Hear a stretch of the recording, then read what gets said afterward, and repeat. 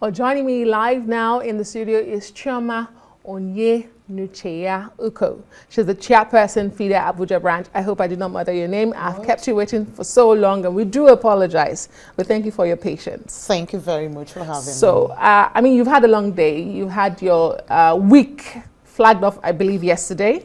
Actually started on Friday. On Friday. And then you have this interesting theme that focuses on the reserved seats. Very timely, I must say.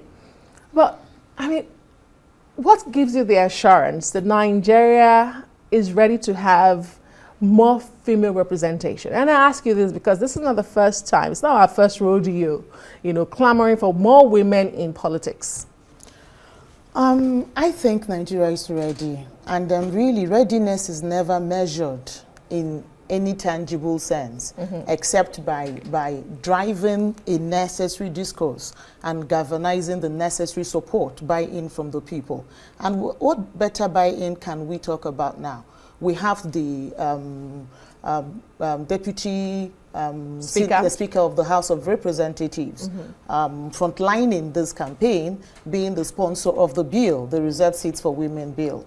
And a coalition of women have galvanized all across the nation, reaching out to different blocks, demographics, speaking to, getting the buy-in of the men themselves. Because a lot of people before now used to think that frontlining women issues was just maybe some gesture, some tokenism for women, or something just to placate women, a gift to them or something of the sort.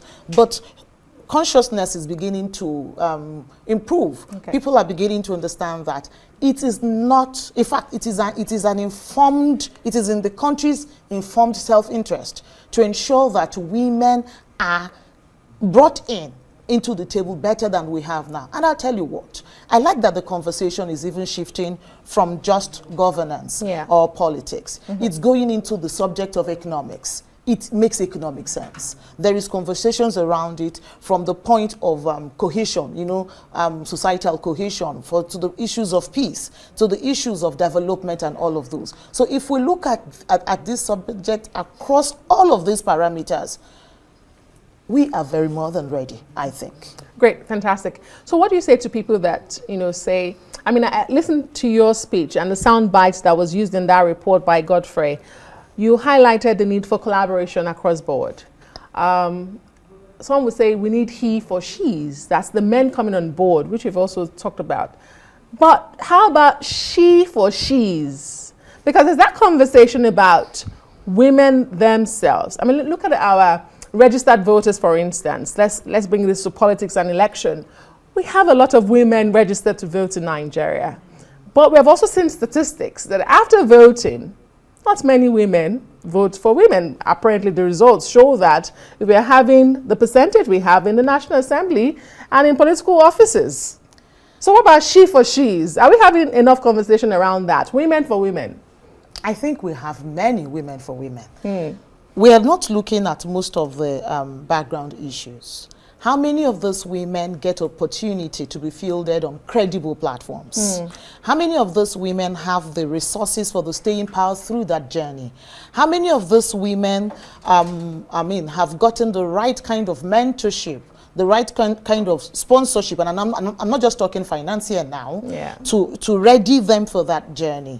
So you find that most of the big parties, the strong parties, rarely have the right number of women. So if we look at just the mathematics of it, where there are 10 candidates, for example, and a paltry 3 or less are women, economically, mathematically rather, there is no way you would expect that the result will reflect what you want to see. So I don't think that women are the problem against their fellow women. Because again, do we have all men supporting men? I don't think so. Definitely not. There are men who don't support men. Yes. So it's just, what we're saying is, can we open up those spaces? And I think that legislature, a piece of legislation on this will be the right tool to ensure that we integrate more women into the legislature. A foot in the door. Fantastic. A seat at the table, actually. More than just a foot, in the door.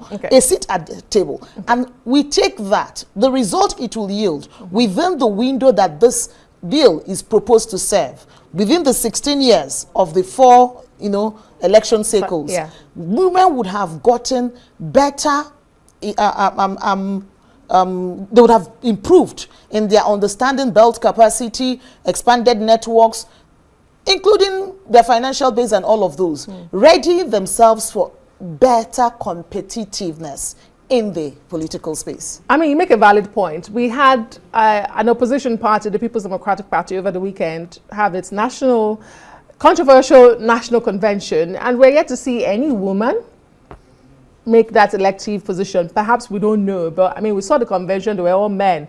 The national chairman is a man. Perhaps they'll give the national woman leadership position as usual to women, but you make a valid point.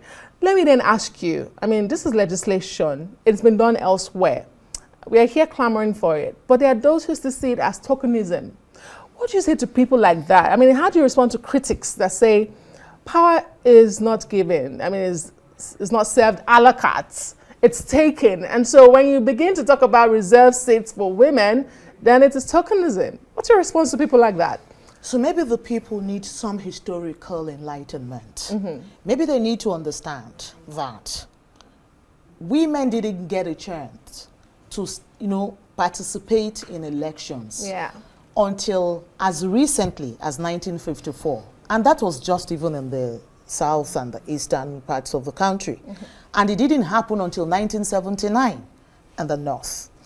If we are mindful of that, historical disadvantage women have suffered, and we also add to that the long years of military, interruptions in government. For all the times we had the military in power, there was not a time when we had the female military administrator. They all were men, including the head of states, the heads of states, heads of states that we had. If you look at all of this, you will see that women are a late entrant into the game. And since they are, it is only equitable and just that these people who have been deprived for so long, who have been shut out for so long, and unfairly so, get something that equitably, strives to remedy that imbalance for the good of the entire society. So anybody who calls it tokenism doesn't even understand the historical perspective to this argument. And FIDA is providing platform for awareness, such as, your FIDA Week. Oh, sure. Thank you so much, Chioma, for being on the news tonight. We do appreciate your time. And again, apologies for giving you that love.